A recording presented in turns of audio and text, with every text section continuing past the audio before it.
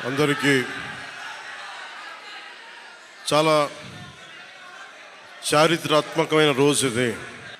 ఆంధ్రప్రదేశ్ 5 కోట్ల మంది ప్రజలు చాలా చారిత్రాత్మకమైన తీర్పిచ్చిన రోజు ఇది. ఏ మాటకైతే మనం కట్టుబడి ఉన్నామో ఆంధ్రప్రదేశ్ ప్రజలకి జవాబుదారీతనంతో ఉన్న ప్రభుత్వం స్థాపిస్తాం. ఏ మాట మీద అయితే మనం చెప్పామో కూటమి ప్రభుత్వం ఆ మాటను నిలబెట్టుకుంటుంది. ఈరోజు మీ అందరికీ జనసేన పార్టీ ఆఫీస్ కేంద్ర కార్యాలయం నుంచి ఈ వేదిక నుంచి ఒకటే చెప్తా ఉన్నాను మీ అందరికీ, వైసీపీ వైఎస్ జగన్ గారు కానీ వారు నాకు వ్యక్తిగతంగా నాకు శత్రువులు కాదు.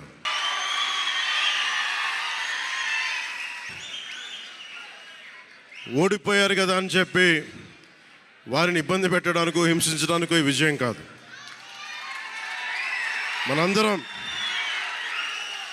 మనందరం గుర్తుపెట్టుకోవాల్సింది చాలా ముఖ్యమైనది. వైసీపీ పార్టీని భవిష్యత్తులో ఇబ్బంది పెట్టడానికి విజయం కాదు. 5 కోట్ల మంది ప్రజల పైన వారి భవిష్యత్తు కోసం పునాది వేయడానికి ఉన్న రోజులు ఇవి, అంతేగాని కక్ష సాధింపుల కోసం కాదు. మనందరం ముఖ్యంగా జనసేన పార్టీ నాయకులు కానీ, జనసేన మద్దతుదారులు కానీ, జనసేన వీర మహిళలు కానీ, జనసేన నాయకులు కానీ గుర్తుపెట్టుకోవాల్సింది, ఇది కక్ష సాధింపు సమయాలు కాదు. 5 కోట్ల మంది ప్రజల కోసం పనిచేసే సమయం ఇది. 5 కోట్ల మంది పైచులకు ఆంధ్రప్రదేశ్ విభజన జరిగినప్పటి నుంచి ఈ రోజు దాకా మనం నలుగుతూనే ఉన్నాం. ఆ రోజులు అయిపోయినాయి, ఆ చీకటి రోజులు అయిపోయినాయి. ప్రతి ఒక్కరం బాధ్యతతోటి భవిష్యత్తు తరాల కోసం బాధ్యతని భుజాల మీద వేసుకొని చాలా బాధ్యతాయుతంగా జవాబుదారీతనంతో కూడిన రాజకీయ ప్రభుత్వం, రాజకీయ మనకి ఆలోచన విధానం ఉంటుంది.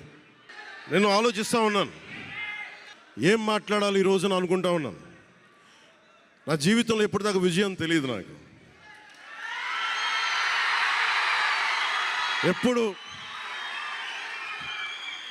ఎప్పుడు ఒకే ఒకసారి సినిమాల్లో ఉన్నప్పుడు తొలి ప్రేమ అనే విజయం చూశాను.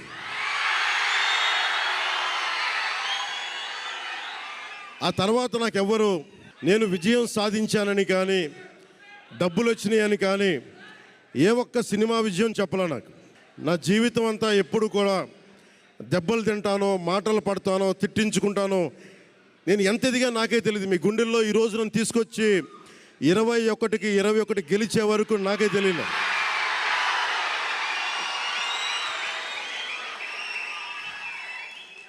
భారతదేశంలో 100కి 100% కొట్టామంటే జనసేన.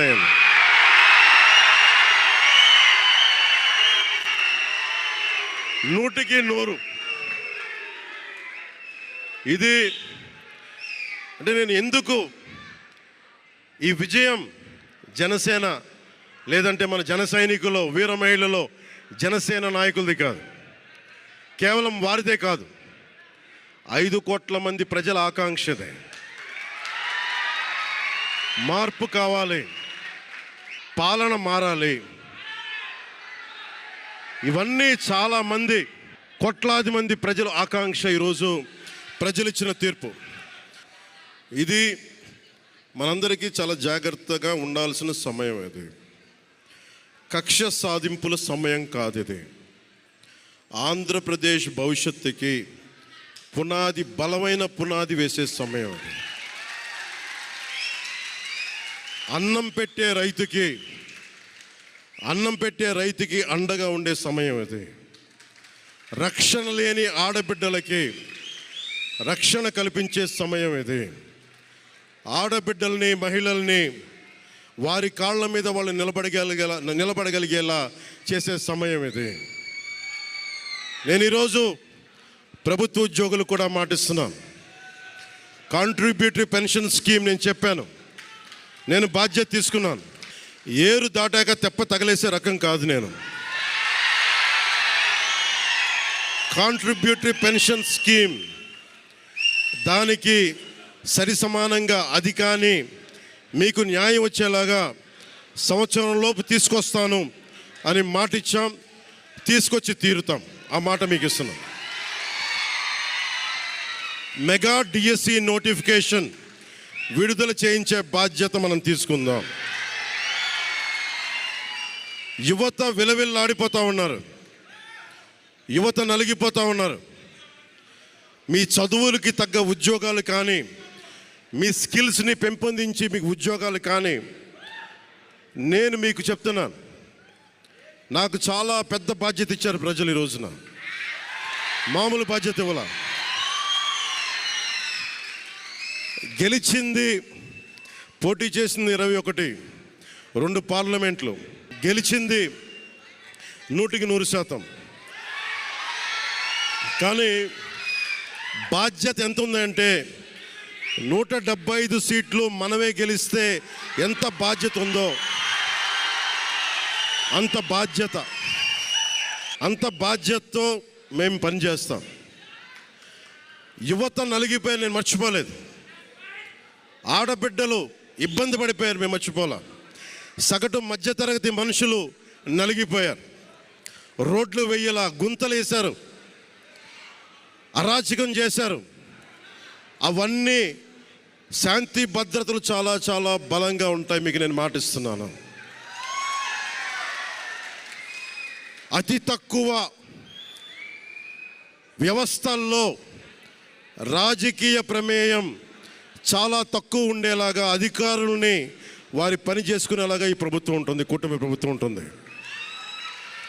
రైతుకి కష్టం వస్తే హక్కును చేర్చుకునే ప్రభుత్వం తప్ప తిరస్కారంగా చిన్న చూపు చేసే ప్రభుత్వం అవ్వదు మనకి ఈ కూటమి ప్రభుత్వం. నాకు రాజకీయాలు డబ్బు అవసరం లేదు. నేను మీకు మళ్ళీ చెప్తున్నాను, మీకు నేను డబ్బుల కోసం, పేరు కోసం రాజకీయాల్లోకి రాలేదు. మీలాగా నలిగిపోతారు చూసారా ప్రతి ఒక్కళ్ళు. సగటు మనిషి మాకు ఎవడు ఉండడేంటి, మా కులం లేదు, మతం లేదు, నా కష్టాన్ని ఎవరు చూడరేంటని ప్రతి ఊర్లో ఉండే ఒక సగటు మనిషి అనుకుంటాడు. ఆ మనిషి కష్టాలు నేను చూసిన వాడిని. ఆ మనిషికి భుజం కాయడానికి నేను వచ్చాను రాజకీయాల్లో. 2019లో ఓడిపోతే నా మానసిక స్థితి ఎలా ఉందో ఆ రోజున, ఈరోజు గెలిచినప్పుడు కూడా నా మానసిక స్థితి అలాగే ఉంది. అంతే ధైర్యంతో ఉన్నా. గెలుపు నాకు బాధ్యత ఇచ్చింది కానీ అహంకారం ఇవ్వలేదు, రాదు. ఇంకా భయం వేసింది. అందరూ నాకు శుభాకాంక్షలు తెలియజేస్తూ ఉంటే నాకు భయం వేసింది. ఎందుకంటే ఇల్లు అలకగానే పండగ కాదు ఇది. ఇల్లు అలకగానే పండగ కాదు, చాలా చాలా బాధ్యత కూడుకున్నది. భీమవరం, గాజువాక 2 చోట్ల ఓడిపోయినప్పుడు ఈ రోజున ఇంతమంది ఉన్నారు. ఆ రోజున నా పక్కన నన్ను నమ్ముకున్న కొద్దిమంది తప్ప. కానీ నాకు ఒకటే అనిపించింది, నేను పరాజయం చూసి భయపడను, ఓటమి చూసి భయపడను. ఓటమి నాకు బలం ఇస్తుంది, ఓటమి నాకు ఉత్సాహం ఇస్తుంది అనుకున్నాను. దేనికి అంటే నేను ఒకటే నమ్మాను. చిన్నప్పుడు తిరుపతిలో యోగా నేర్చుకుంటున్నప్పుడు ఒకటే నమ్మాను, ధర్మో రక్షితి రక్షితః అని. నువ్వు ధర్మాన్ని నమ్మితే ధర్మం రక్షిస్తుంది అని. ఎప్పుడో ఒక 30 సంవత్సరాలు ఇంకా ముందే 18-19 ఏళ్ళప్పుడు చదివితే ఈ రోజున ధర్మం కోసం నిలబడ్డాం. ధర్మం కోసం నిలబడితే ధర్మం ఈరోజు మనంటే నిలబడింది. అందుకని మనస్ఫూర్తిగా ఏ శక్తి అయితే కనిపించని ఆ పరాశక్తి, కనిపించని ఆ దేవుళ్ళందరికీ కూడా ఈరోజు నేను కృతజ్ఞతలు తెలియజేసుకుంటాను. మనస్ఫూర్తిగా మీ అందరికీ పిఠాపురం ప్రజలందరికీ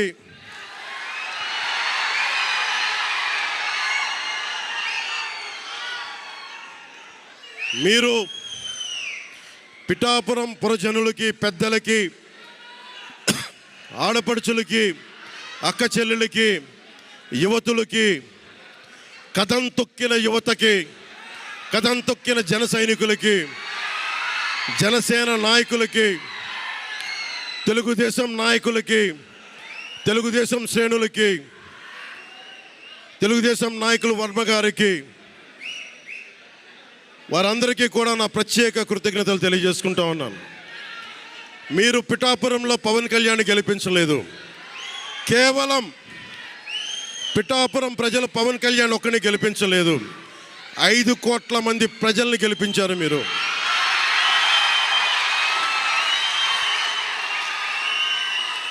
ఓడిపోతే ఇంత బలంగా నిలబడ్డవాడిని. మా ఇంత గెలిపించి కాదు మీరు ఇచ్చింది, చిన్నపాటి జయం ఇవ్వాల, ఆకాశవంత విజయం ఇచ్చారు మీరు నాకు, మాకు, మా కూటమి ప్రభుత్వానికి. ఇది గుండెల్లో పెట్టుకుంటాం, నిలబడతాం, నిర్మాణాత్మకంగా పనిచేస్తాం. మీ కష్టాలలో మీ ఇంట్లో ఒకటిలాగా నేను ఉంటాను, మీ అందరికీ మాటిస్తున్నాను.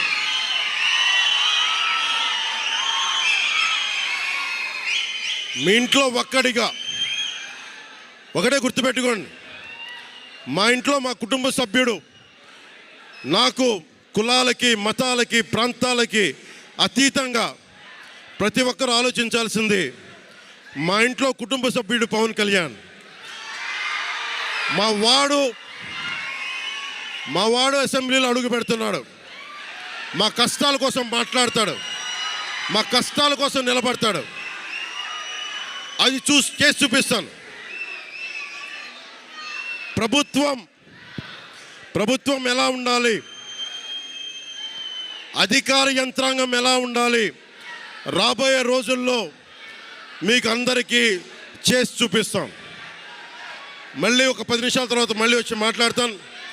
చంద్రబాబు గారు వచ్చారు, వారిని కలిసి మళ్ళీ వచ్చి మేము ఇద్దరం మాట్లాడతాం.